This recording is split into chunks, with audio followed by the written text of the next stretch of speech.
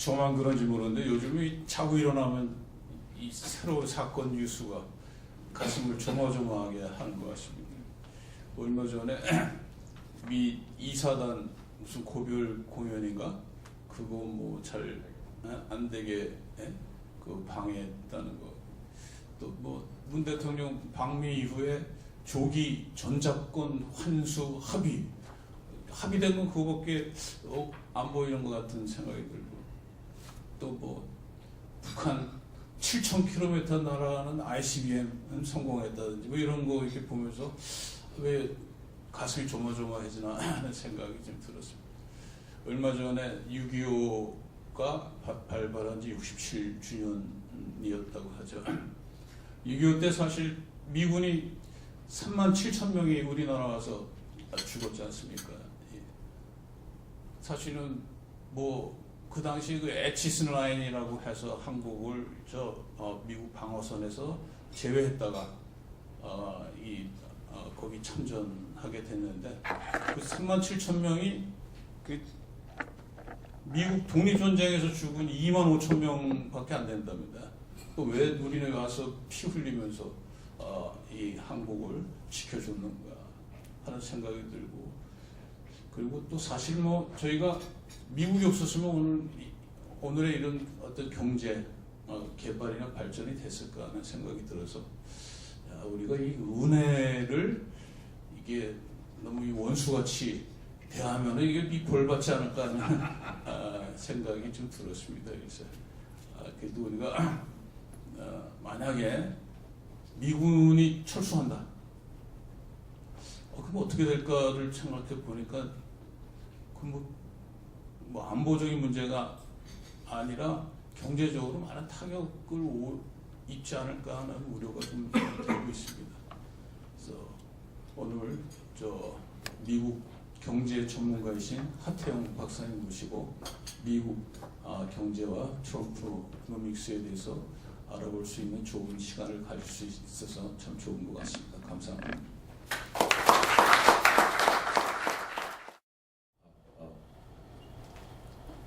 반갑습니다, 여러분.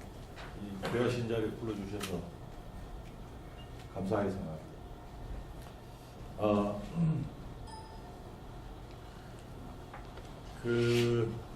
미국 경제는 세계 경제를 견인하는 견인차 역할을 하고 있습니다. 실질적으로 원래 세계 경제를 얘기할 때 뭐 가장 중요한 나라가 역시 미국이 될 수밖에 없고요. 그래서 잘 아시다시피 지금 트럼프 대통령부터 좀 시작이 되도록 하겠습니다. 사실 뭐 트럼프 대통령이 되리라고 하는 건 아무도 예상을 못했었던 일이죠. 되고 나니까 뭐 여러 가지로 조롱 섞이는 것들이 많이 나오고 있습니다. 예를 들어서 뭐 이런 거 보시는지 모르겠는데 그 도날드 덕이죠. 도날드 덕인데 이걸 나중에 한번 이렇게 여러분 한번 뒤집어 보시면 정확하겠다. 이 모양 보니까 완전히 도날드 뭐 이런 저것도 있고, 트럼프 뭐 풍자가 이루 말할 수도 없이 많아요. 근데 멕시코에다 국경 설치하겠다고 그랬지 않습니까? 멕시코 국경이 이렇게 돼 있거든요. 여기 뉴멕시코라고 돼 있는 거는 미국이 줍니다. 미국이 준데도 불구하고 나는 올드 멕시코도 싫어하니까 뉴 멕시칸들도 나는 싫다. 그래서 국경을 나와 이렇게 설치할 거다. 이런 우스갯소리도 나와 있고, 이런 거는 보실지 모르겠는데 프랑스 마크롱 대통령의 부인하고 자기 부인하고 서로 막 바꿔 놓으면 오히려 훨씬 더 모양새가 좋잖아요. 뭐 이런 얘기도 있고, 이런 글을 보셨는지 모르겠는데 김정은이가 내가 미국을 멸망시켜 버리겠다. No way, that's my job. 나는 더 이상 아시아놈이 미국 자업을 뺏들어가는 걸 방어할 수가 없다. 이건 바로 엊그제 아까 트윗을 말씀하셨는데 제가 사실 그 트윗을 팔로우를 하고 있습니다. 지금 보면 이번에 ICBM 쐈잖아요. 그제 ICBM 쏘고 나니까 도대체 이 친구는 할 일이 그렇게도 없나? 는 트윗을 대번에 또 올리더라고요. 뭐 이게 이제 지금 트럼프의 얘기입니다. 이 트럼프노믹스에 대해서는 이제 2장하고 3장 부분에서 좀 얘기를 드리기로 하고, 먼저 한번 미국 경제가 지금 객관적인 수치만을 가지고 좀 살펴보도록 하겠습니다. 여기 그림표가 좀 복잡하게 나와 있는데, 일단 기본적으로 미국 경제 성장률입니다. 원래 4월달에 발표된 1사분기 경제 성장률은 한 0.7%, 예상보다도 낮게 나왔다고 그랬는데, 이게 5월달 들어가지고는 1.2%로 수정 발표가 됐고, 5일 전에는 놀랍게도 1.4%로 또 수정 발표가 됐어요. 그래서 미국 경제는 상당히 지금 순항을 하고 있다, 이렇게 보시면 되겠습니다. 우측편에 보이시는 미국 경기 선행지수는 상당히 지금 가파르게 올라가고 있는 모습입니다. 이 지금 미국 실업률이 사실 이게 굉장히 주목을 받아야 되는데, 지금 미국 실업률이 계속 떨어지고 있는 모습이 보입니다. 지금 이 세부 수치가 지금 보이고 있지를 않아서 그런데, 최근에 나온 통계치는 미국 실업률이 4.3%까지 빠져가고 있습니다. 이 4.3%라는 수치는 제가 통계치를 확인을 해보니까 미국 40년 이래 1975년도 이래로 가장 낮은 수치 좀 접근을 하고 있어요. 굉장히 실업률에 관한하는, 이미 미국은 약간의 경기 과열 상태다, 이렇게 보셔도 되겠습니다. 경제학자들이 보통 얘기하는 완전 고용이라고 하는 게 미국에서는 4.9% 정도입니다. 4.9% 실업률이면 완전 고용이라는 거예요. 여러분도 혹시 생각에 완전 고용이면 실업률이 제로가 돼야 되는 거 아니냐 이렇게 생각하실 수도 있는데, 그렇지는 않습니다. 왜냐하면 뭐 직장을 내가 옮기기 위해서 관두는 경우, 그 다음에 출산을 위해서 관두는 뭐 이런 경우들이 있기 때문에, 이런 마찰적인 요인들을 다 감안을 할 때는 한 4.9%가 미국의 완전 고용 상태라고 보는데, 지금 4.3이에요. 이 정도로 이제 됐다는 것은 이미 임금 인상, 소위 구인난이 미국 전역에서 발생하고 있다는 거고, 거기에 따라 가지고 임금이 지금 올라가고 있다는 걸 의미를 합니다. 지금 여기 보시다시피 실업수당에 대한 신청도 계속 지금 내려가고 있는 모습을 보실 수가 있습니다. 아까 말씀드린 대로 지금 임금 증가율이 지금 이 빨간선으로 표시가 되어 있는 건데, 이미 지금 상당히 가파르게 올라가고 있는 것을 보실 수가 있습니다. 그리고 이 케이스 실러 지수라고 하는, 이거는 뭐냐면 주택 가격 지수예요. 미국의 경제학자인 케이스 교수와 실러 교수가 공동으로 개발한 미국 전역의 집값을 볼 수 있는, 한눈에 볼 수 있는 지표입니다. 이 지금 이렇게 계속 올라가고 있고요. 지금 현재 총 부채는 떨어지고 있고 순자산은 지금 증가를 하고 있는 이런 모습을 볼 수 있습니다. 전체적으로 봐가지고 굉장히 사운드한 모습이다, 이렇게 보실 수가 있습니다. 이 부분이 우리나라로서는 특히나 굉장히 좀 부러운 부분인데, 지금 개인 소득은 올라가고 있고 개인 소비 지출을 항상 넘어서고 있어요. 개인이 소득이 늘어나는 속도가 소비가 늘어나는 속도보다 빠르다는 거죠. 우리나라는 저 반대입니다. 그래서 우리나라의 경우에는 지금 민간 소비가 GDP에서 차지하는 비중이 계속 떨어지고 있어요. 과거에는 우리나라 GDP에서 민간 소비가 차지하는 비중이 한 60% 정도 됐는데, 50%, 55%, 50%, 지금 49%대로 좀 빠지고 있어요. 이거는 무슨 얘기냐면, 우리나라 안에서 민간 소비가 차지하는 비중이 줄어들면 외부 소비에 의존해야 됩니다. 즉 수출에 자꾸 의존해야 되기 때문에 대외 변수에 취약해진다는 얘기가 되겠죠. 그기 위해서 미국은 민간 소비가 차지하는 비중이 더 올라갑니다. 지금 미국 경제는 70% 정도가 민간 소비인데요.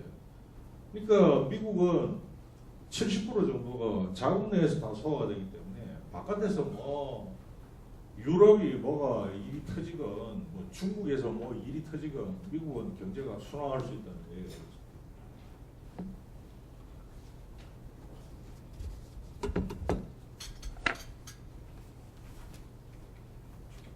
그 다음에 뭐 이 부분은 넘어가고요.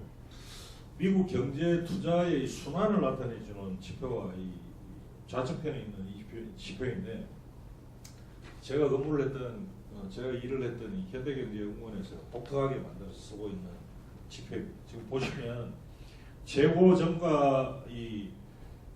증감률하고 출하 증감률을 가지고 이 그래프를 나타내 보면 재미난 이 경기 사이클이 나옵니다.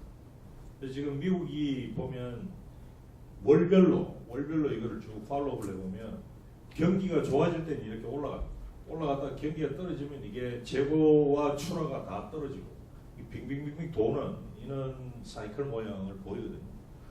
지금 미국은 2010년도 1월 달부터 시작해서 쭉 올라가서 2011년 말경부터 지금 꺾이기 시작. 쭉 내려오다가 2014년경에는 경기가 좋아지지도 않고 나빠지지도 않고 저기서 계속 머물러 있다가 그 뒤에 빠집니다. 빠졌다가 지금 2017년 1월 달의 모습이 지금 확연하게 지금 올라가는 이러한 추세에 지금 놓여가지고 있다. 이렇게 보시면 되겠습니다. 참고로 지금 우리나라 그래프가 없는데, 우리나라 그래프는 지금 계속 여기서 뱅뱅뱅뱅 지금 몇 년째 돌고 있어. 3년째 지금. 그러니까 경기가 좋아지지도 않고 나빠지지도 않고 계속 지금 제자리에 뱅뱅뱅뱅 맴돌고 있다. 그 주된 이유가 뭐냐면 소위 그 좀비 기업들 때문에 기업들이 상황이 나빠지면 빨리 퇴출이 돼줘야 되거든요.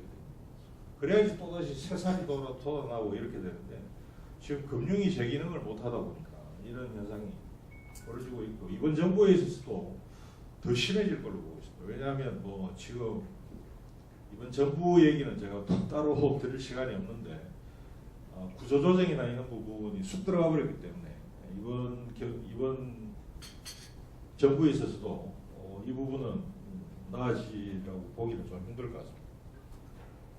뭐 건설 투자는 좋아지고 있고요.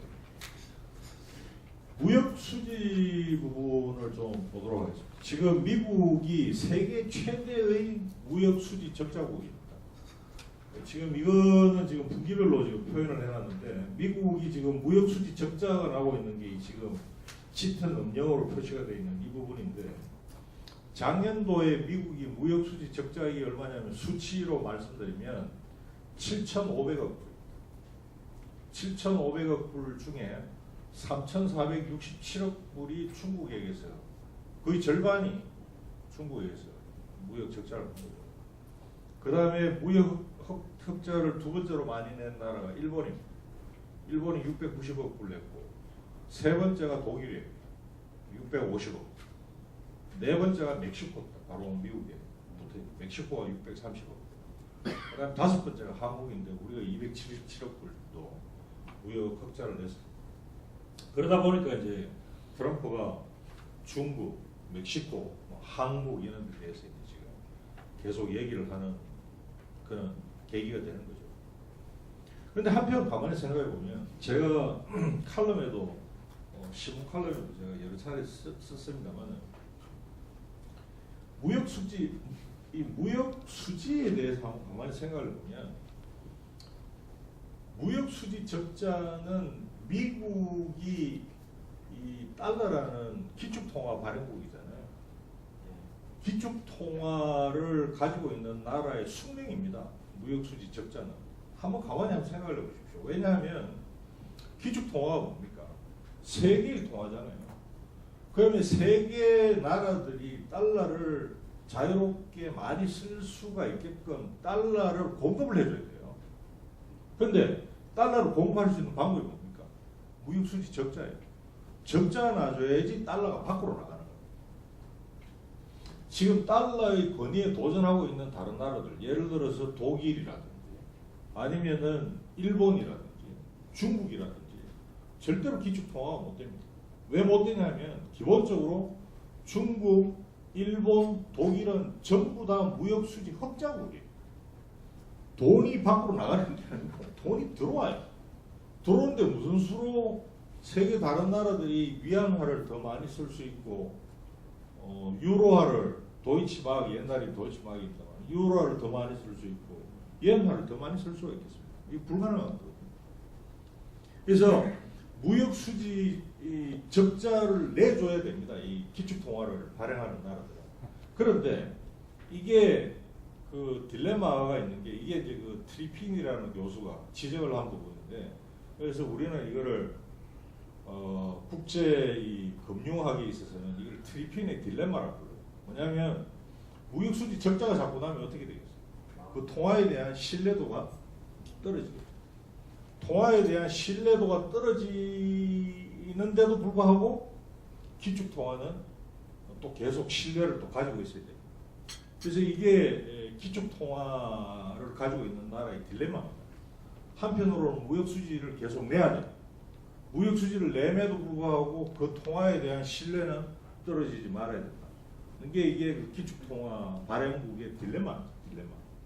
그런데 전 세계에서 지금 이 딜레마를 훌륭하게 극복하고 있는 유일한 통화가 바로 달러라는 거죠. 그래서 왜 달러가 이러한 또 강력한 세계에서 저걸 가지고 있게 되느냐 하는 것은 또 에너지하고 또 연결돼요. 나중에 에너지 쪽 제가 파리 협약 부분을 얘기를 하면서 또 약간 좀 설명을 드리도록 하겠습니다. 여하튼 제가 이제 드리고 싶은 말씀은 뭐냐면 제가 이후에 말씀을 드리냐면 트럼프 대통령이 지금 무역수지 적자를 줄이겠다고 나선 자체가 이 좀 말이 앞뒤가 안 맞는다는 거죠. 여러분 한번 생각을 해보세요. 미국은 뭐 잘 아시겠습니다만은 우리가 여행을 해보거나 해보면 전 세계에서 가장 풍요로운 나라는 미국입니다. 그거는 우리 아무도 부인을 할 수 없어요. 미국이 왜 그렇게 풍요롭겠습니까? 기축통화를 가지고 있기 때문에. 즉 쉽게 얘기해서 미국은 달러라는 종이를 찍어주고 석유를 가지고 정확한 얘기입니다. 종이 찍어주는 거예요, 여러분. 종이를 찍어주고 뭐 자동차도 가지고 BMW도 사오고 벤츠도 사오고 삼성 휴대폰도 사오고 따가지고 오는 겁니다. 예? 자, 미국이 가지고 있는 풍요로움은 어디서 오느냐? 바로 그 기축통화라는 데서 온다는 거죠. 소위 그 발권력에서 오는 겁니다. 그런데 무역수지 적자를 스스로 줄이겠다. 그거는 발권력이 가지고 있는 그 풍요로움을 스스로가 포기를 하겠다는 겁니다. 이게 앞뒤가 맞습니까? 물론 트럼프 대통령을 지지를 하는 세력들이 러스트 벨트라고 해가지고 제조업종 쪽을 하고 있기 때문에 유권자를 의식한 발언이다 이렇게 볼 수가 있지만 기본적으로 미국의 이익 중에 어느 게 더 중요하냐, 제조업의 일자리 몇 개가 중요하냐, 아니면 미국 전체의 소위 이 풍요로움이 더, 그건 뭐 얘기를 할 가치조차도 없는 얘기다.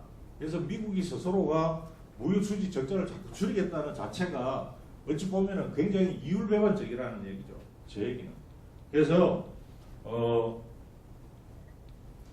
그렇게 본다면 뭐 이 무역수지는 줄이고 싶다고 한다고 해서 줄여지는 성질의 것도 아니고, 그래서 그런 숙명적인 관계가 있다는 걸 제가 먼저 좀 지적을 드리는 거예요. 여러분들 큰 그림을 좀 보시라는 의미에서. 그리고 지금 옆에 이 지금 무역수지와 경상수지를 지금 비교를 해놨는데, 여러분 혹시 뭐 잘 모르시는 분이 있을까봐 제가 잠시 말씀드리면, 경상수지는 무역수지에다 플러스해서 서비스 수지를 했는 게 경상수지예요. 미국은 항상 무역수지는 더 크고 경상수지는 더 작습니다. 왜냐하면 미국은 이 서비스 수지가 굉장히 강한 나라거든요. 특히 미국의 그 서비스 수지 중에서 뭐 아주 강력한 부분이 뭐 이 특허 사용료라든지, 그 다음에 법률 시장 뭐 이런 쪽이 굉장히 강합니다. 예를 들어서 퀄컴 같은 경우에 지금 뭐 우리나라에서 뭐 돈을 때로 지금 받아가고 있지 않습니까? 삼성전자, 뭐 LG전자로부터 엄청나게 돈을 받아가니까 그런 것들이 미국의 이 경상수지를 줄여주는 역할을 하는 거죠. 수치상으로 말씀드리면 미국의 경상수지는 작년도에 5,020억 불이에요. 그러니까 무역수지가 7,500억 불 적자인데 경상수지가 5,020억 불이니까 한 2,000억 불 이상 사실은 서비스 수지가 개선이 되는 부분이 있다 이렇게 말씀드릴 수 있습니다. 그래서 경상수지만으로 놓고 봤을 때는 미국 GDP의 몇 프로냐면 한 2.6%밖에 안 됩니다. 따라서 미국 경제 전체적으로 봐가지고는 달러가 나간다고 하더라도 결국은 달러가 나가는 게 최종적으로는 경상수지거든요. 경상수지적인 측면으로 보면 크지가 않아요. 미국 경제가 워낙 크기 때문에 한 2.6% 정도 이런 정도는 충분히 소화를 할 수 있는 부분이다 이렇게 말씀드릴 수 있겠습니다. 자, 미국 재정 적자인데 미국 재정 적자는 원래 굉장히 좀 심했습니다. 이게 뭐 거의 한 GDP 10%까지 갔다가 지금 많이 줄어가지고 지금 마이너스 한 3% 정도 수준. 저렇게 미국이 재정 적자를 줄이게 된 미국은 지금 의회가 지금 어떤 규정을 가지고 있냐면 그냥 그 미국은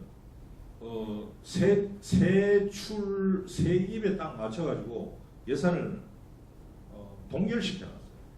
그래서 함부로 돈을 더 못 쓰게끔 돈을 어디다 더 쓰려고 그러면 다른 쪽에서 줄여야 돼요. 그 서로 민주당하고 공화당이 서로 딱 합의를 해가지고 동결을 시켜놨어요. 어느 한쪽에서 돈을 더 쓰고 싶다 그러면 반드시 줄여야 돼요. 바로 이 나중에 제가 말씀드리겠습니다만은 지금 트럼프가 뭐 야심차게 뭐 굉장히 시끄럽게 출발을 했잖아요. 뭐 법인세도 왕창 낮추겠다. 35%인데 지금 15%까지 낮추겠다. 그 다음에 뭐 미 인프라 투자 뭐 1조 달러 하겠다. 공약이야 뭔 얘기들 못 하겠습니다. 그런데 지금 줄줄이 지금 다 막히거든요. 그 막히는 이유가 바로 여기 때문에 이 미 재정 적자를 갖다가 그 동결시키겠다는 그 규정에 지금 막혀가지고 하나도 지금 통과 안 되는 거예요. 나중에 또 따로 말씀드리도록 하겠습니다. 자, 그래서 미국은 지금 현재 봐가지고 이 물가 상승률이 지금 어떻게 돼 있냐면은 미 연준 여러분들이 뭐 잘 아시는 미 연준이 미국 중앙은행인 미 연준이 타겟으로 삼고 있는 이 물가 목표치가 2%예요. 2%에 접근을 하기 시작하면 혹은 넘어서기 시작하면 미 연준은 레드 라인을 넘어선다 이렇게 보고 이제 그때부터는 경기가 과열되기 시작한다고 판단을 하고 미 연준은 금리를 올리기 시작합니다. 지금 여기 여러분 보시면 소비자 물가 지수는 이미 2%를 넘었습니다. 그리고 연준이 보다 더 중요도를 보고 있는 개인 소비 지출이라고 PCE라고 부르는데 미국은 이 PCE 지표를 더 많이 봅니다. 이 PCE 지표에 있어서 거래 물가라고 하는 건 뭐냐면 식료품하고 그다음에 가스, 그러니까 휘발유, 석유류는 이게 막 가격이 들쭉날쭉하거든요. 그래서 저를 제외하고 이제 계산을 하는 게 거래 물가라고 부르는데 개인 소비 지출 거래 물가가 지금 이렇게 올라가고 있는 모습 보이는데 최근 며칠 전에 나온 통계치는 저것도 2.1%를 기록했어요. 그러니까 이미 2%를 넘었어요. 그러다 보니까 미국 연준이 지금 금리를 계속 올립니다. 지금 벌써 올해 들어서 지금 2번 올렸습니다. 여러분 잘 알고 계시죠? 그래서 금년 하반기에 원래 한 차례 정도 올리지 않겠나 이렇게 보고 있었는데 알 수가 없어요. 이제 저렇게 되면 9월 달에 한 번 더 올리고 12월 달에 한 번 더 올릴 가능성도 지금 점점 커지고 있다 이렇게 보셔야 됩니다. 그렇게 되면 어떤 현상이 벌어지냐? 지금 여기는 지금 조금 업데이트가 안 돼 있는데 지금 현재 미 연준의 금리는 1.25%입니다. 우리나라 금리가 혹시 얼마인지 아십니까? 우리나라 중앙은행 금리 1.25% 지금 같습니다. 같은데 아마 금년 하반기 되면 미 금리가 우리나라 금리를 역전할 겁니다. 그리고 이미 미 10년 만기 국채 금리는 사실 저 정책 금리, 단기 금리는 정책 금리이기 때문에 정책 금리 자체는 시장의 그 모든 게 반영이 되어 있다고 보기 힘들고 시장에서 보다 더 중요한 금리는 10년 만기 국채 금리. 10년 만기 국채 금리는 이미 미국 금리가 우리나라 금리를 추월한 지 벌써 몇 개월이 됐어요. 지금 오늘 현재 바로 이 순간에 지금 미국 국채 금리가 얼마냐면 10년 만기 미국 국채 금리는 2.32%예요. 우리나라 10년 만기 국채 금리는 얼마냐면 2.26%. 그래서 미국 금리가 이미 더 높아집니다. 이건 문제가 시가하죠. 왜냐하면 이런 현상이 자꾸 벌어지면 제가 여러분들에게 한번 좀 질문해 보겠습니다. 금리가 같다면 여러분들은 달러 통화 택하겠어요? 원화 통화 택하시겠어요? 어느 통화 택하시 있습니까? 당연히 달러죠. 저라도 달러를 택할 거예요. 그러니까 이제 미국 금리가 더 높아지면 어떤 현상이 벌어지냐면 우리나라 국내에서부터 해외로 돈들이 빠져나가기 시작하는 현상이 발생이 돼. 여러분들 중에서는 아니 그러면 뭐 하원자 그러면 왜 지금은 돈이 안 빠져나가냐? 원화 가치가 저평가되어 있다고 보기 때문에 그런 거죠. 아직은 원화 가치가 훨씬 더 올라갈 거라고 지금 보고 있기 때문에 아직까지는 빠져나가지 않은 분들하고 돈도 지금 더 들어오고 있는 현상이다 보시면 되겠습니다. 자, 여기서 지금 보시면 이 빨간 선으로 표시되어 있는 이게 뭐냐면 테일러 준칙이라고 부릅니다. 우리는 테일러 준칙이라고 하는 건 뭐냐면 미국 테일러라는 교수가 만들어낸 룰입니다. 저 룰에 따라서 계산을 해보면 미국 국내 단기 금리가 어느 정도 수준에 와 있어야 된다라고 하는 거. 그게 지금 몇 퍼센트냐면 지금 3.5%. 3.5% 정도는 돼 있어야 된다라고 하는 건데 지금 얼마냐? 지금 1.25%밖에 안 된다.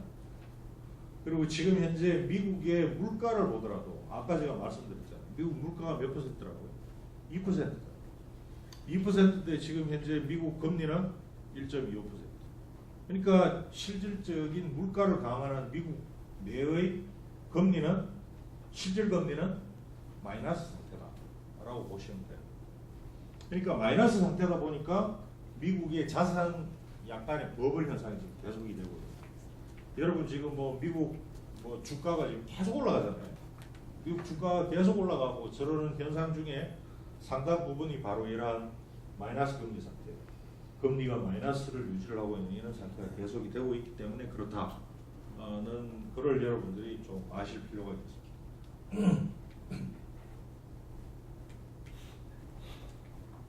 자, 이제부터는 무슨 말씀을 좀 드리려고 하냐면 트럼프라는 사람이 왜 등장했느냐, 트럼프가 왜 트럼프 노믹스라는 얘기를 하게 됐느냐는 부분을 좀 말씀드릴까 합니다.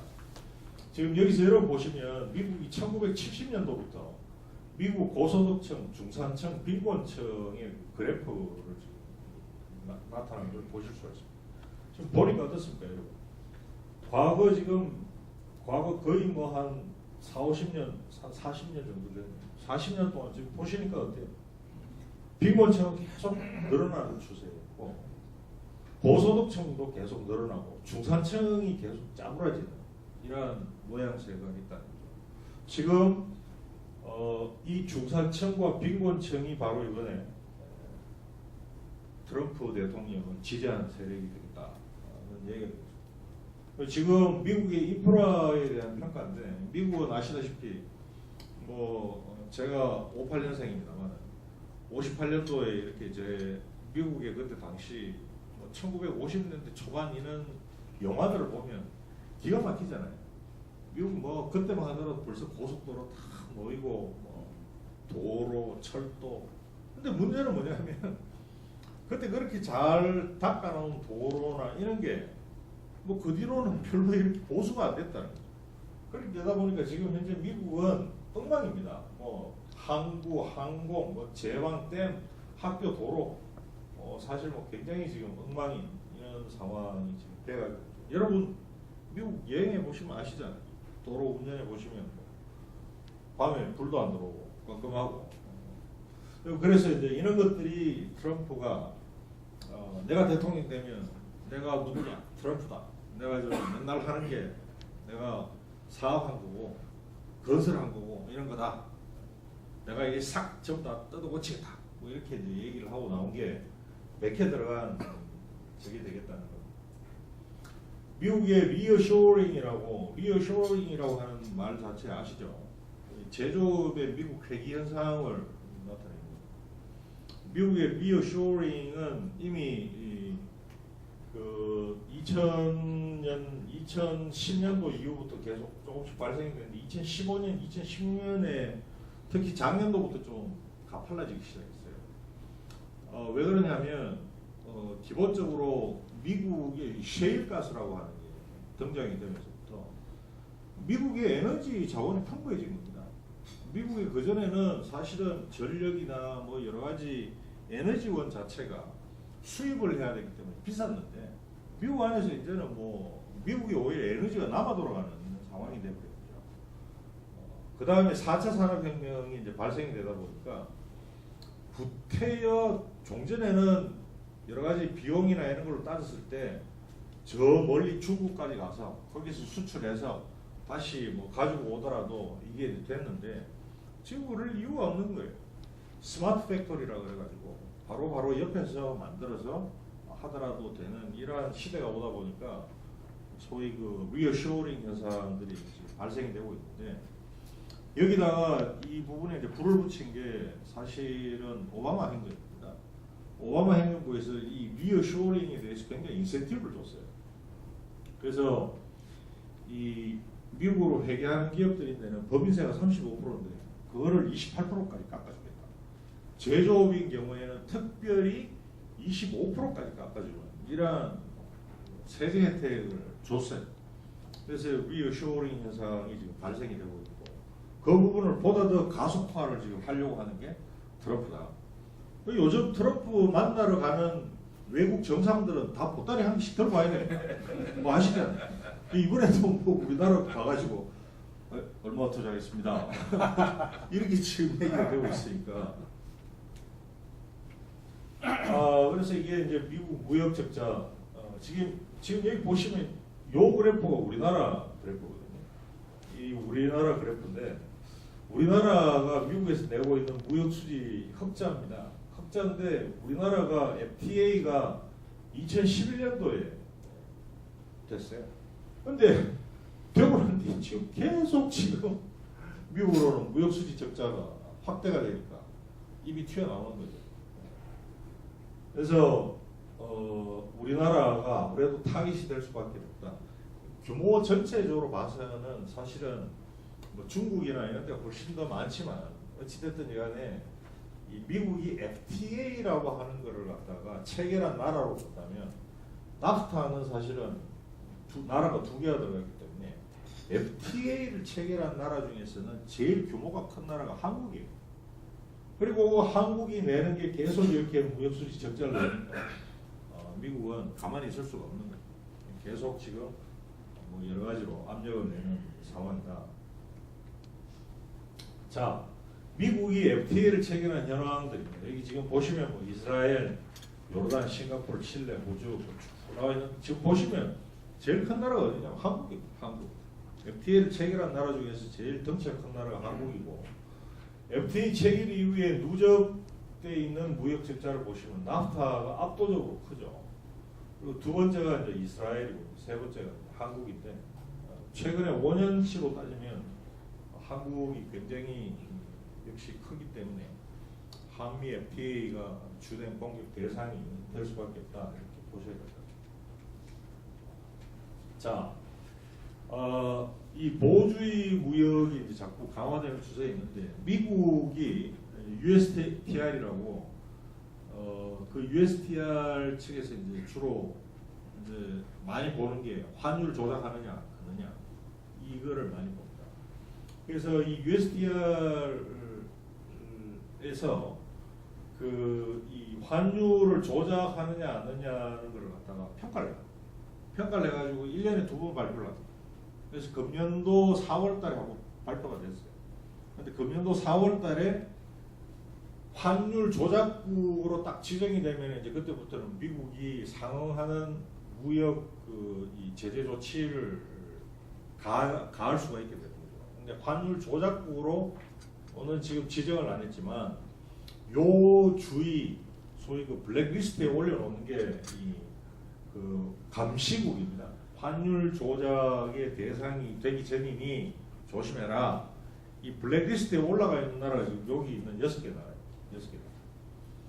중국, 한국, 독일, 일본, 대만, 스위스 6개 나라. 6개 나라가 지금 금년 4월 달에 발표한 리스트에 올라가 있는데, 그럼 미국은 어떠한 기준에 의해서 이 환율 조작국이냐 아니냐는 걸 갖다 판별을 하느냐.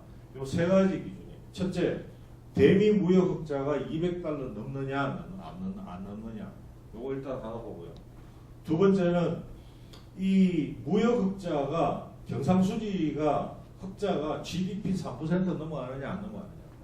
요거 보는 거고. 세 번째가 환율 시장에 개입을 얼마나 하느냐. 즉 환율 시장에 개입해가지고 달러를 막 사모은 게 GDP 대비해서 2%를 넣느냐 안 넣느냐 요 세 가지를 보는 세 가지를 보는데 이제 물론 이 중에 있어서 요 환율 시장에 개입했느냐 안 했느냐는 거는 어느 나라도 밝히질 않죠. 우리나라도 우리나라는 달러 안 산다 뭐 이렇게 얘기를 갖다가 하면은 뭐 미국에서는 확인할 필요는 없어도 자기네들이 추산해가지고 이 부분은 계산을 합니다.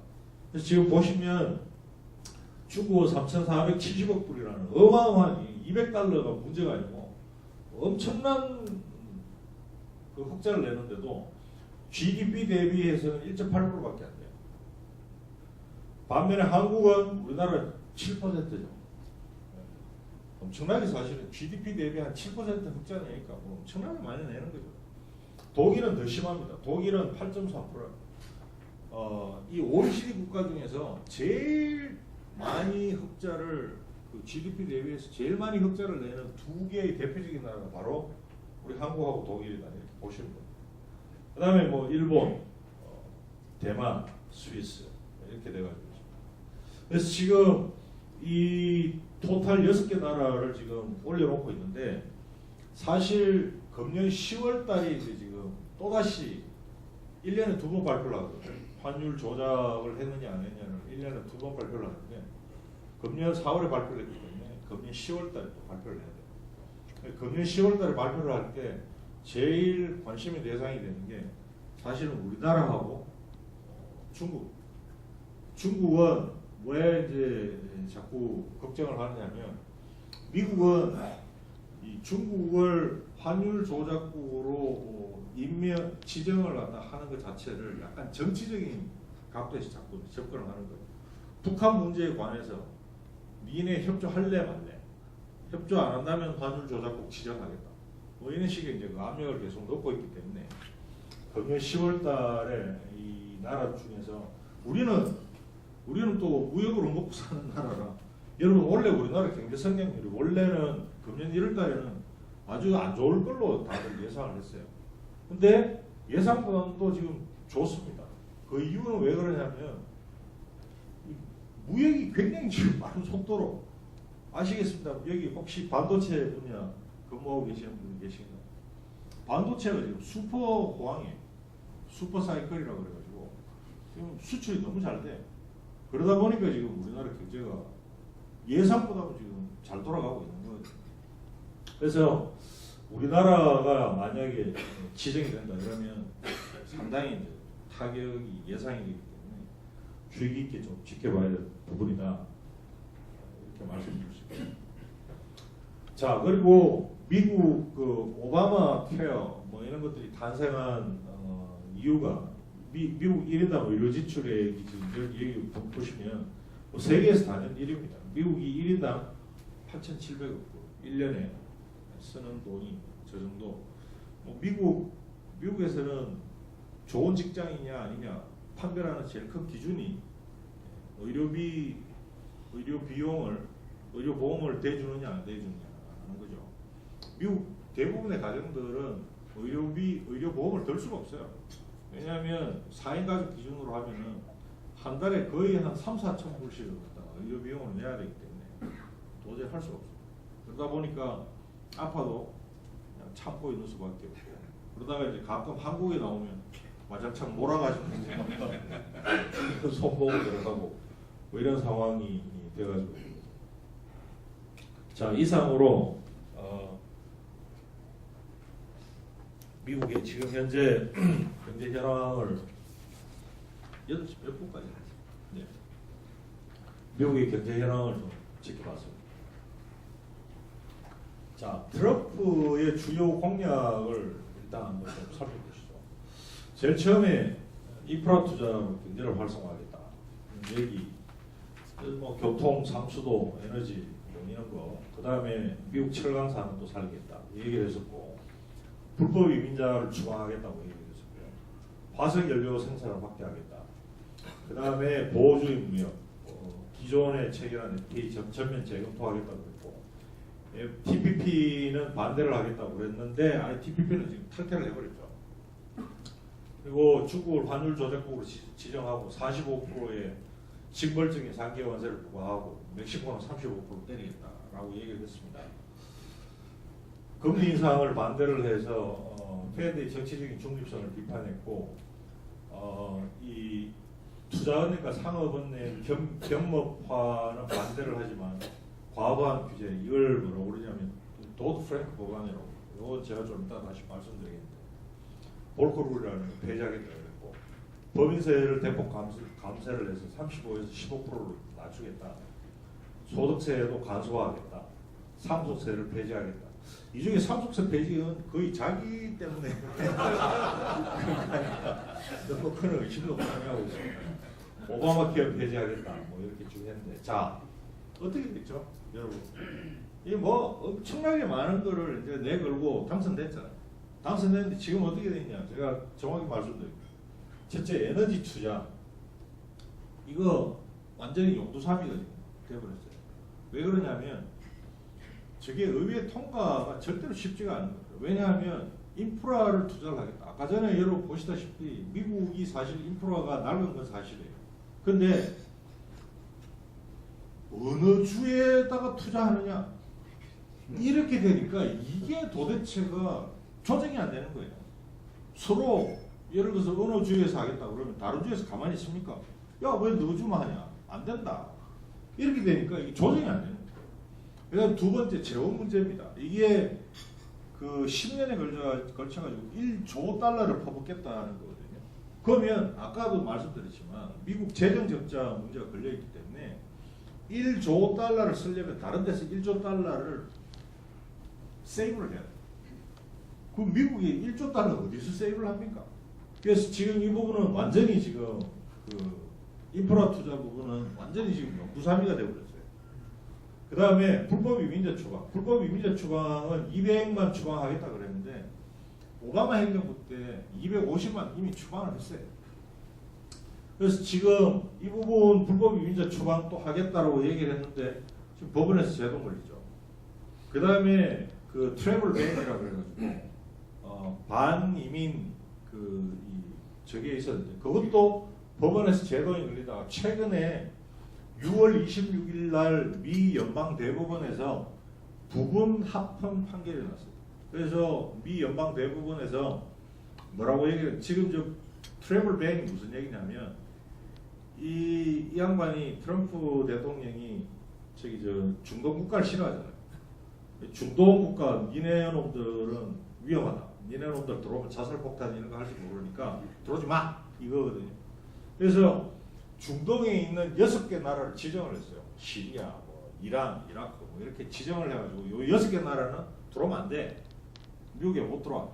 들어오려면은 최소한도 미국에 형제 자매가 있든지 너희 엄마 아버지가 있든지 그러면은 되지 나머지는 안 돼. 이렇게 이제 했는데 그거를 이제 미국 대법원에서 미국 법원에서 그거는 안 된다. 이거는 취소해라. 이렇게 얘기를 했는데 계속 미 행정부에서 이제 소송을 올려가지고 미 연방 대법원에서 최근에 이제 났는 게 부분 합헌 판결을 했어요. 그래서 보나파이드 그러니까 이 미국에 입국을 하려는 사람은 최소한도 내가 이 아주 그 미국과의 어떤 리지티밋한 이런 관계가 있다는 걸 스스로 증명을 해야 돼. 증명하면 오케이 받아준다. 이렇게 지금 해가지고 이 부분이 최근에 그 트럼프가 그래가지고 굉장히 기가 살았어요. 이 양반이 그 이제 미 합헌 그게 났는 날 트위터에다가 열심히 올리는 거예요. 너희들 봤지? 이래가지고 지금 그게 이제 하나 있고 그 다음에 파리 기후 협약 이거는 지난 6월 2일 날 판결 선언 해버렸어요. 요 얘기 제가 좀 이따 다시 해드릴 거고 금리 인상이 이제 아까 얘기한 지금 이 도드 프랭크 법안이라고 하는 게 있는데 이 도드 프랭크 법안을 대체를 하는 법안이 6월 26일 날 하원을 통과를 했어요. 하원을 통과를 했는데 상원은 통과하기 힘들다고 보고 있습니다. 왜냐하면 이게 워낙 말썽이 많아서 그 다음에 법인세 대폭 감세, 소득세 간소화 지금 이건 어떻게 되냐면 지금 완전히 사물화되어 있어요. 왜 그러냐면 지금 법인세 감소하고 이 소득세 이 부분 다 합치면 돈이 얼마가 들어가야 되냐면 2조 달러. 2조 달러를 어디서 조달합니까?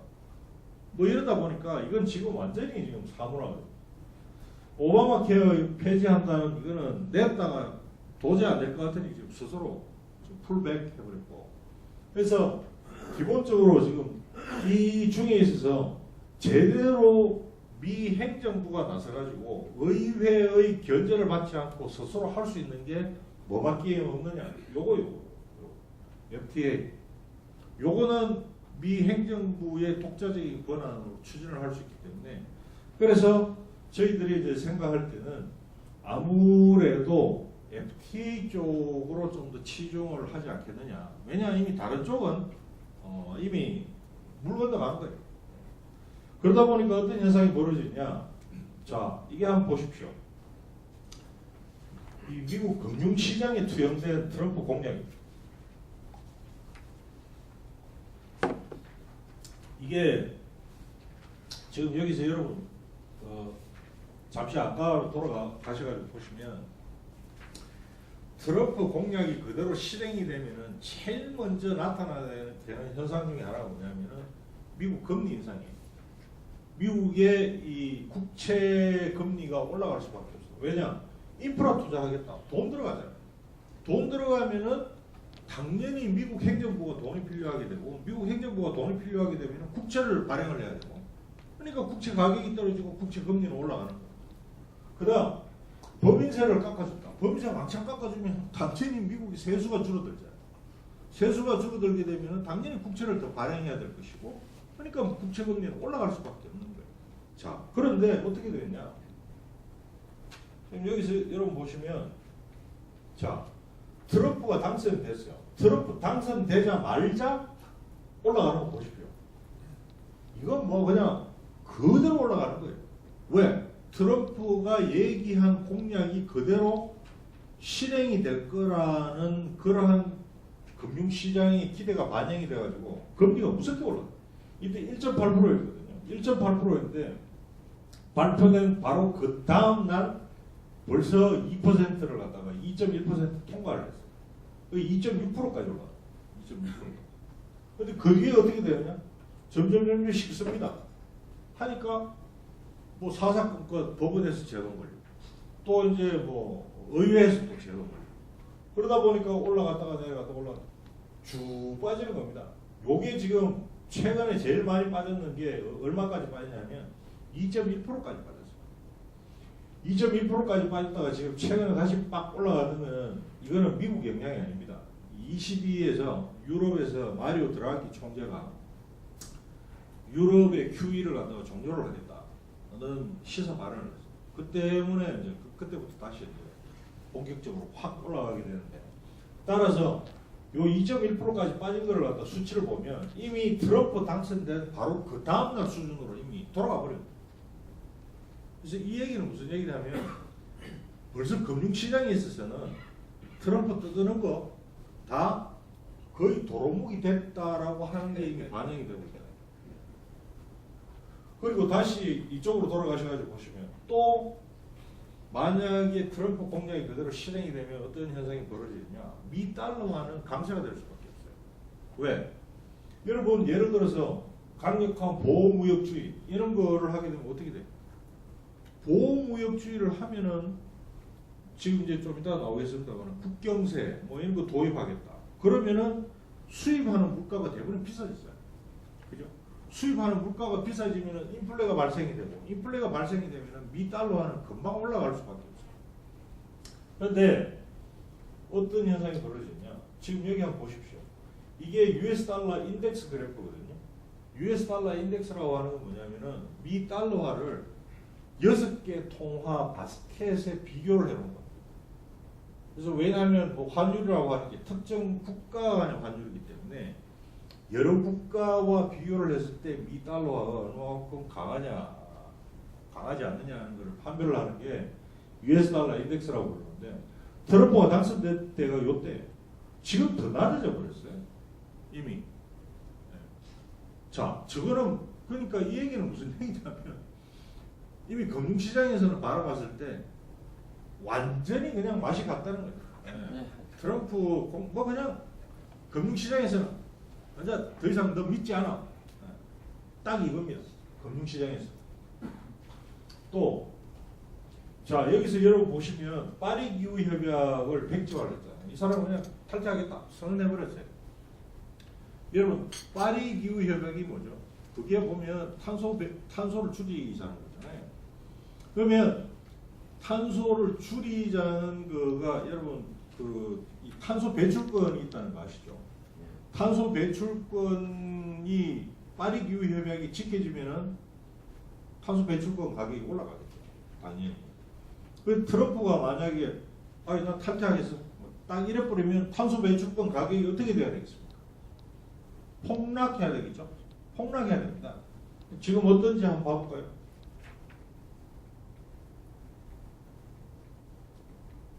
여러분 이게 탄소 배출권 거래 가격이 이게 다른 나라는 이게 지금 거래가 잘 안 돼요. 그래서 지금 유로피안 에미션 얼라운스 가격인데 트럼프가 파리 협약 탈퇴 선언을 한 시점 요때 지금 하락을 안 해요. 지금 보시면 아시겠지만 하락을 뭐 무덤덤한 거예요. 그냥 한마디로 말씀드리면 탄소 배출권 가격 자체가 지금 톤당 5불이에요. 톤당 5불. 그래서 종합적으로 말씀드리면 뭐라고 말씀드릴 수 있냐? 그냥 금융시장에서는 벌써 트럼프 그냥 떠들거나 말거나 뭐 그냥 별로 그냥 영어로 얘기해서 I don't buy 그냥 뭐 더 이상 안 믿는다 이런 정도가 돼버렸다. 그래서 트럼프 대통령이 굉장히 여러 가지를 바꿔보고자 뭐 시도는 지금까지는 많이 이것저것 내놨지만 제대로 된 거는 사실 별로 없다. 이렇게 결론을 내릴 수가 있겠습니다. 그래서 인프라 투자는 못 넘어가고요. TPP 여러분 TPP 이 부분 또 잠시 좀 말씀 좀 드릴까요? 여러분 TPP가 뭐냐면 이게 다자간 무역협정이거든요. 그 미국 입장에서는 지금까지는 어떻게 돼 있냐면 원래 이제 FTA라고 하는 것은 양자간 무역협정입니다. 양자간 무역협정이 쭉 진행이 되다가 양자간 무역협정이 이제 예를 들어서 한국 같은 경우에는 우리나라 같은 경우에는 이제 더 이상 체결할 나라가 별로 없어요. 워낙 많이 체결했기 때문에 이렇게 되다 보니까 이제 그 다음부터는 다자간으로 이게 이제 들어가는 겁니다. 다자간. 그런데 여러분 한번 좀 제가 한번 질문을 한번 해볼까요? 미국 입장에서는 다자간 협정하는 게 유리하겠어요? 양자간 협정하는 게 유리하겠어요? TPP는 다자간 무역협정이거든요. 저기가 이제 보면은 일본이 들어가 있고 미국이 들어가 있고 여기 아시아 여러 나라 특히 베트남이 들어가 있고 이런 건데 미국 입장에서는 양자간이 유리할까요? 다자간이 유리할까요? 당연히 양자간이 훨씬 더 유리한 거예요. 왜냐하면 다자간이 돼버리면 미국은 원 오브 댐이에요. 발언권이 원 오브 댐이 되는 거예요. 그런데 양자간이 되면 어떻게 되느냐? 미국은 세계 최강대국이잖아요. 양자간 딱 둘이 붙어가 야 할래 말래? 아니 자식 뭐 이렇게 하면은 미국을 그 저기 탈 수 있는 나라가 얼마나 되겠습니까? 그렇기 때문에 미국 입장에서는 저 TPP에 대해서도 미국은 이미 예전부터 미국의 브루킹스나 미국의 헤리티지 재단에서 이 계산해 놓은 소위 손익 계산서를 보면 별로 미국이 유리하지가 않아요. 그럴 수밖에 없어요. 그러니까 그런데도 불구하고 오바마 행정부 때는 저 TPP를 추진을 했던 이유는 경제적인 이유가 아닙니다. 경제적인 이유가 아니고 세계 여러 나라를 미국의 영향력 하에 묶어두겠다는 이런 소위 정치적인 계산이거든요. 그런데 여러분 아시다시피 트럼프라는 이분은 뭐 정치 이 사람 정치가 출신도 아니고 나 그거 몰라. 난 뭐 이 사람은 그냥 오로지 돈 이거 하나거든요. 그렇게 보니까 자기는 이거 뭐 필요 없다 이거야. 왜 우리가 다자간하느냐? 양자간으로 하면 훨씬 더 우리 미국 국익에 이익이 되는데 뭐 이런 얘기가 되겠습니다. 그래서 이거를 갖다 탈퇴를 해버리는 이런 상황이 발생이 됐고 지금 중국의 45%, 멕시코의 35% 보복 관세 부과하겠다. 음포만 났지. 아직 저거 사실 그대로 했다가는 난리가 나겠죠. 제가 볼 때는 저거 절대로 쉬운 문제가 아니다.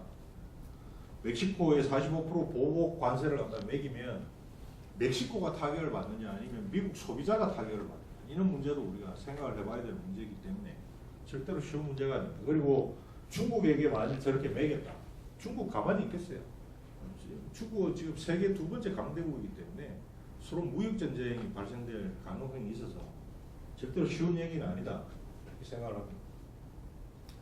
자, 파리 기후 협약을 탈퇴를 하고 나니까 이게 지구를 열받게 하는 트럼프. 저는 이게 참 기가 막히게 잘 뽑아낸 기사라고 저는 생각이 듭니다.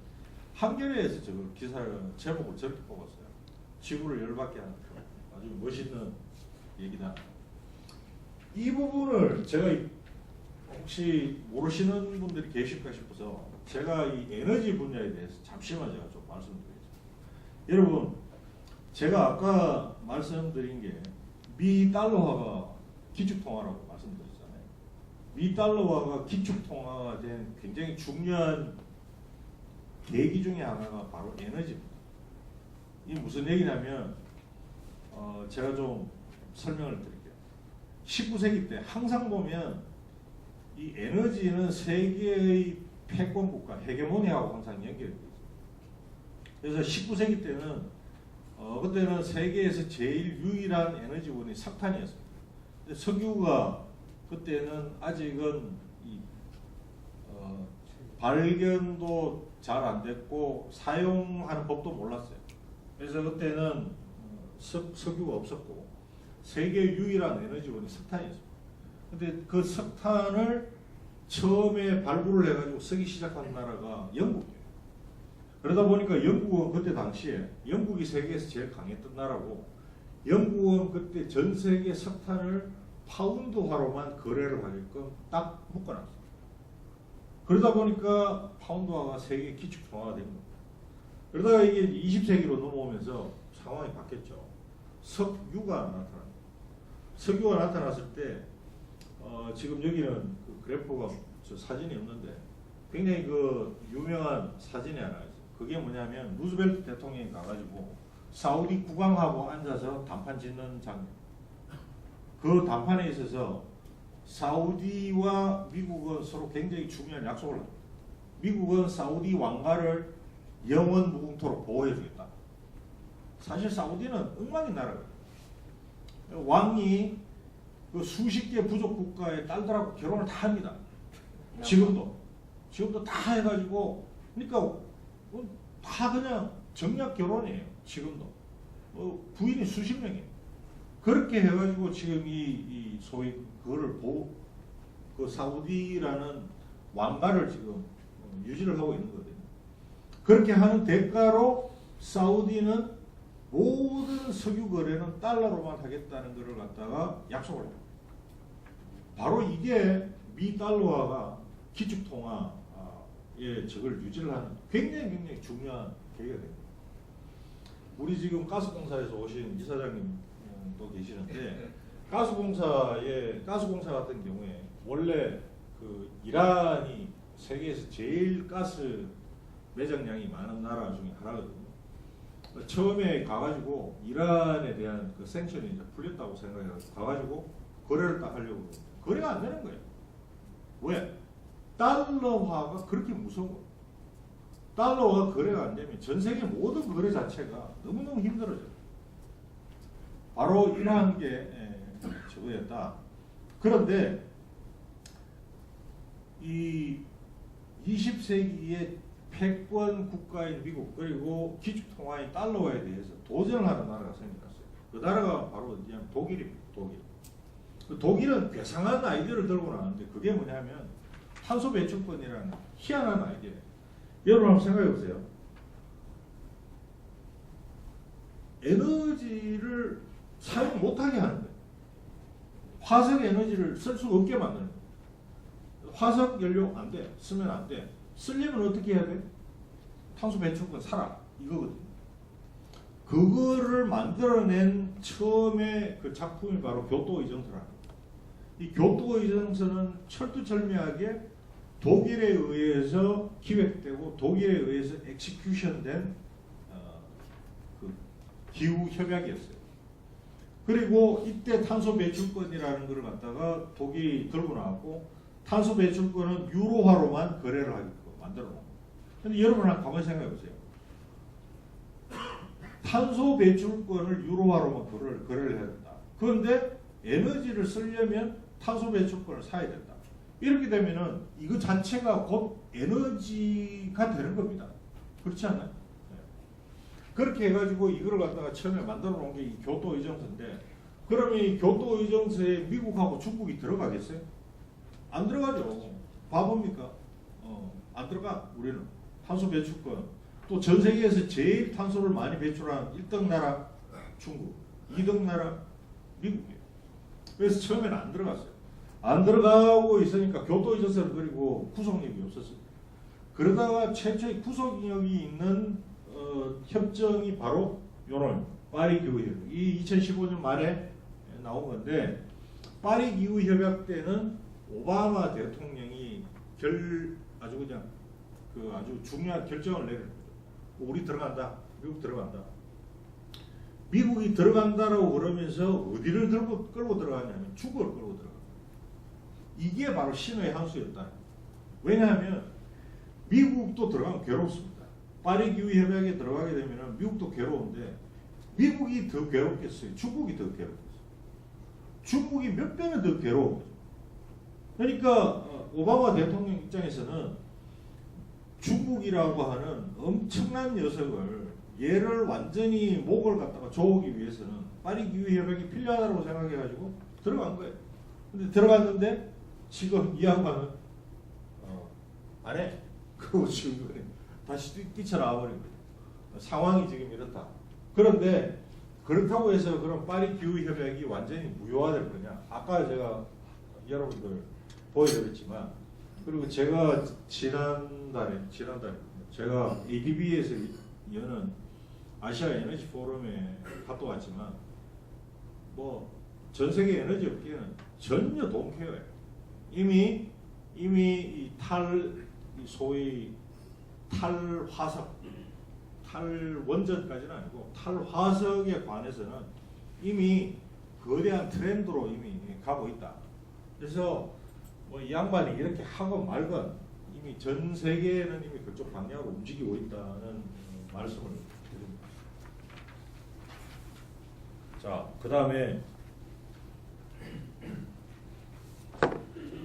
법인세율, 뭐 이건 제가 말씀드렸고요. 뭐 이거는 지금 또 여기까지 얘기 다 하면 너무 시간이 많이 걸리니까 넘어가고, 지금 미국 투자를 약속한 지금 줄줄이죠. 뭐 계속 와가지고 약속해야 될 거예요. 요 도드 프랭크 법안이라는 부분 제가 잠시 또 말씀드릴게요. 미국의 금융 정책은요, 금융에 대한 이 규제는 왔다 갔다 합니다. 미국 최초의 그 금융 규제 법안이 뭐냐면 글래스 스티글 액트라고 그러는 유명한 법인데, 이게 미국 대공황 때 나타났어요. 여러분, 그 미국에서 원래 제일 컸던 은행이 시티은행이잖아요. 시티은행이 왜 미국에서 제일 가는 은행이 됐냐? 바로 그 등장되게 된 계기가 대공황 이전이에요. 그때 시티은행의 은행장이었던 사람이 찰스 미첼이라는 사람. 이분이 되게 아주 뛰어났던 은행장인데, 이 양반이 무슨 짓을 했냐면은 가만히 보니까 주가가 자꾸 올라가거든요. 그때 당시에 주가가 자꾸 올라가니까 은행원들 보고, 야, 니들 가만히 앉아가지고 여기서 오는 예금만 받아가 그래가지고 뭐가 되겠냐? 그러지 말고 이제부터는 들고 나가서 주식 좀 팔아라. 그래서 이 고객들인데 주식 좀 사라고 권유도 하고, 그 주식 사라고 권유하고 나면은 거기서 수수료 받을 거 아닙니까? 그렇게 해가지고 은행원들이 주식을 팔고 다닌 거예요. 그때 당시는 은행이 상업은행, 투자은행이 전혀 분리가 되어 있지를 않았기 때문에 그렇게 해가지고 돈을 엄청나게 벌었어요. 그래서 시티은행이 미국을 전체를 장악하는 은행이 됐던 거예요. 그러다가 1929년 대공황이 빵 터졌죠. 블랙 소위 이 크래시가 이제 일어났는데 목요일날 폭락하기 시작했죠. 그러고 나니까 이 뭐 주식들이 휴지 쪽이 되고 그때 시티은행의 권유로 주식을 샀던 사람들이 난리가 난 거예요. 이게 엄청난 사회적인 문제가 되니까 1933년도에 글래스라는 국회의원과 스티글이라는 국회의원이 발의를 합니다. 이게 그 유명한 글래스 스티글 액트예요. 그러면서 이제 그때부터는 미국의 투자은행과 상업은행이 분리가 돼요.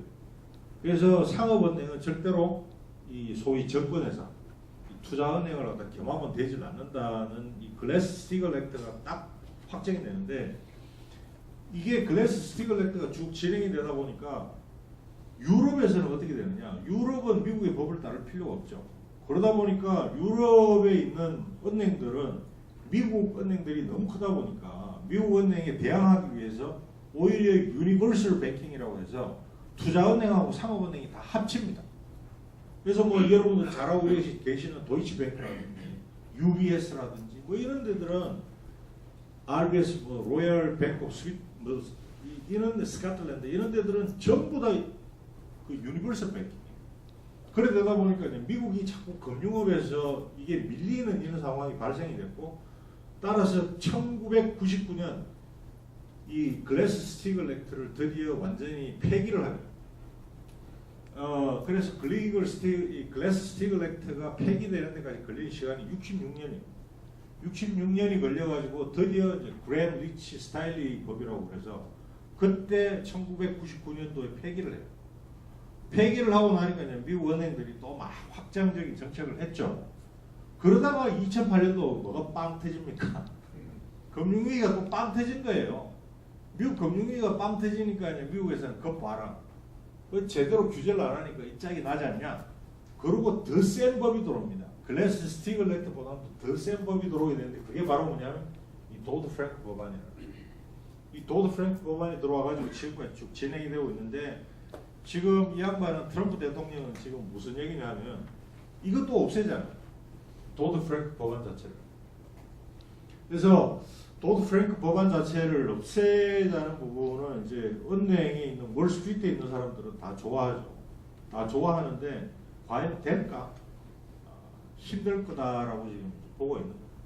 이는 그래서 여러분들이 큰 의미로 봐서 미국의 규제 법안은 규제했다가 말았다가 규제했다 말았다 이렇게 왔다 갔다 시계추처럼 왔다 갔다 한다는 상황을 이해를 하시면 좋겠습니다.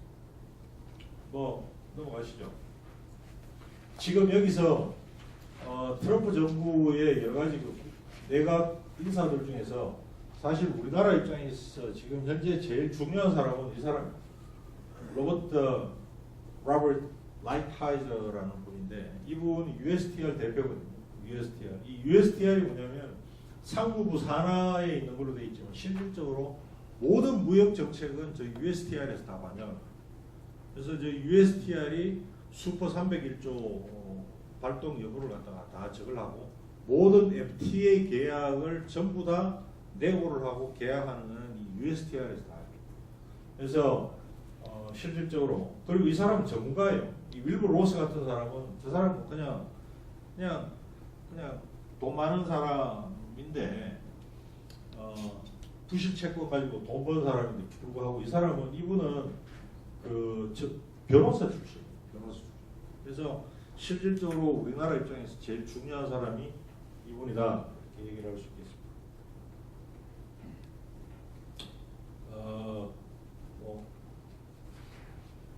그래서 미국 경제를 전망을 해보면 이거는 미국의 이제 신용평가 기관인 무디스에서 나온 평가인데 트럼프가 집권을 했을 때 공약이 전부 다 실행이 되면 어떻게 되느냐? 잠시 반짝 상승한다는 거예요.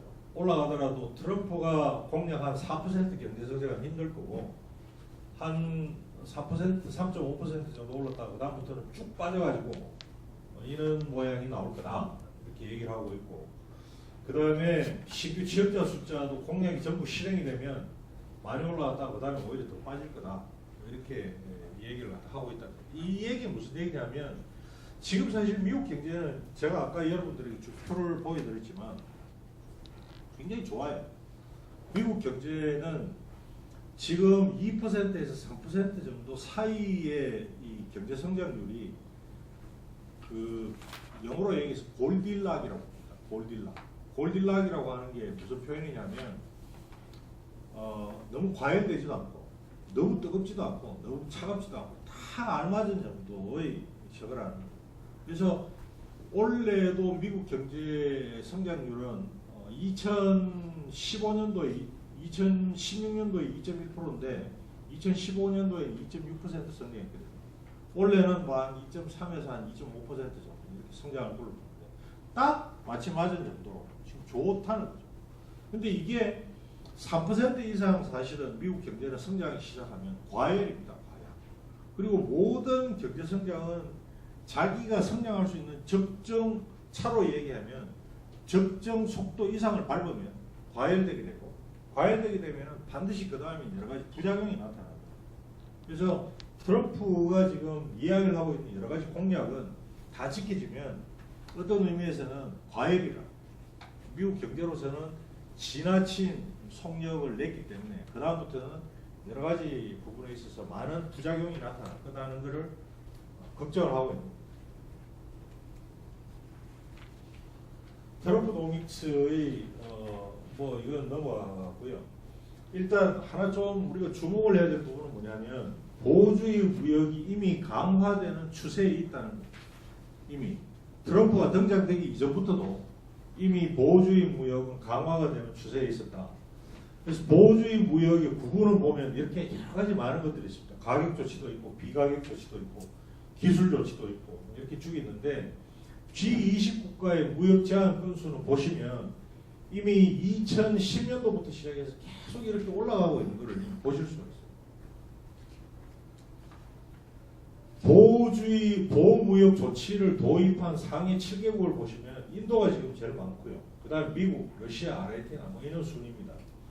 지금 지역 블록별로도 EU 국가에서 보면 총 무역 조치 취한 건수가 204건으로 제일 많아요. 그 다음 유라시아 관세 동맹이 156개, 남미 공동시장이 35개, 뭐 이런 식의 보호주의 무역들이 나오고 있고, 유형별로로 보면 반덤핑과 상계 관세가 제일 많습니다. 1448건이고, 지금 좀 더 세분을 해서 보시면 반덤핑에 관해서는 브라질, 인도, 미국이 제일 많은 건수를 차지하고 있고, 상계 관세는 미국, EU, 캐나다, 세이프가드는 인도, 인도네시아, 우크라이나 등이 세이프가드를 많이 발동을 하고 있습니다. 주로 이제 이런 나라들은 자국 시장이 크고 외국에서 수입을 많이 해야 되는 나라들이고, 우리나라 같은 입장에서는 수출을 많이 해야 되는 나라이기 때문에 우리나라는 상대적으로 반덤핑이나 그 다음에 상계 관세나 세이프가드를 발동하는 게 훨씬 적습니다. 미국의 보호주의 무역 건수는 보시면 70% 이상이 위생 및 검역하고 기술 장벽에 집중이 되어가지고 있는데, 기술 장벽은 TBT라고 불러요. 이 중에 있어서 90% 이상 총 3,746건 중에 중국이 걸려 있는 게 3,400건, 그리고 한국이 걸려 있는 게 3,200건이 걸려가지고 있습니다. 이렇게 많은 부분들이 지금 걸려가지고 있다는 거고, 한국의 10대 수출 품목들을 보시면 그 중에 있어서 보호무역 조치에 걸려 있는 게 주로 많이 걸려 있는 게 플라스틱, 고무 뭐 이런 것들이 걸려 있고요. 하나 더 넘어가서 보시면 10대 상위 수출 품목 중에서 TBT, 기술 장벽 쪽에 걸려 있는 것들은 바로 이러한 식의 통계치가 나와 있습니다. 한번 좀 참고를 해보시기 바랍니다. 그래서 미국의 경우에 실제 사용 가능한 무역 제재 조치, 여러분들 좀 많이 들어보셨을 텐데 슈퍼 301조라고 부르는 부분이 뭐냐면 FTA상 미국의 권리가 침해될 경우 공정한 불공정한 무역 행위가 발생이 됐다. 이럴 때는 보복 조치, 관세나 쿼터를 갖다가 실행할 수 있는 것을 301조라고 보고요. 201조가 지금 요즘 최근에 이제 트럼프가 201조를 발동할 가능성이 많지 않냐 이렇게 지금 우려를 하고 있는데 이건 뭐냐면 심각한 국제 수지 적자가 발생되는 경우에는 최대 150일 동안에 15% 관세를 부과하거나 아예 수입 물량 자체를 제한을 할 수 있는 조치가 201조입니다. 그 다음에 통상법 232조는 수입으로 인해 국가 안보상 위협이 발생됐다. 이럴 때는 막무가내 식의 어떤 조치를 취할 수가 있어요. 그래서 232조는 사실 지금까지는 발동된 적이 한 번도 없습니다. 근데 뭐 알 수가 없다는 거죠. 트럼프 행정부는 뭐 워낙 여러 가지로 예측이 좀 불가능하니까. 나머지 무제한 조치는 있는데 이건 뭐 지금 작동할 상황은 아니고. 그래서 지금 중국에 대해서는 중국을 환율 조작국으로 지정하고 201조나 301조, 232조를 동원을 할 수도 있지 않겠느냐 이렇게 생각을 하고는 있는데 실제 중국과 전원 정도까지 심각한 지경까지 들어가면 문제가 너무 좀 심각해질 가능성이 있다. 그래서 아마도 건별로 무역 구제 수단을 갖다가 동원을 해서 건별로 진행하지 않겠냐 이렇게 봅니다. 최근에는 우리나라 철강 제품, 열연 제품에 대해서 그 반덤핑 조치를 취했죠. 미국. 저는 시기에 이제 건별로 아마 진행이 될 거라 이렇게 보고 있습니다.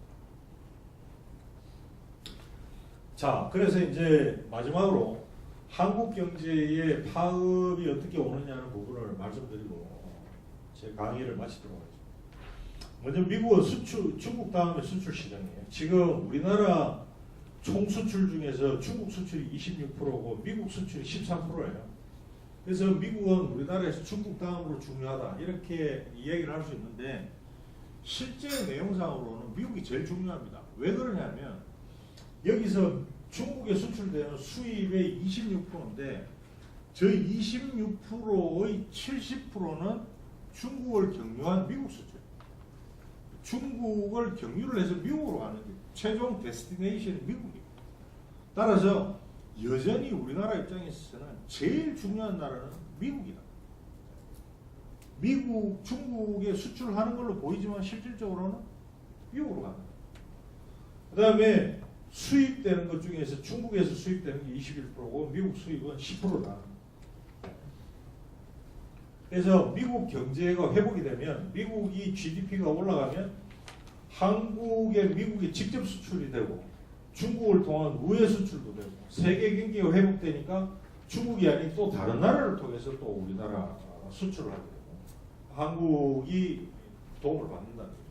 그래서 미국은 세계를 움직이는 경제 엔진이지만 우리나라에 있어서는 특히나 뗄래야 뗄 수 없는 나라다. 게다가 안보 면에 있어서도 돼 있고.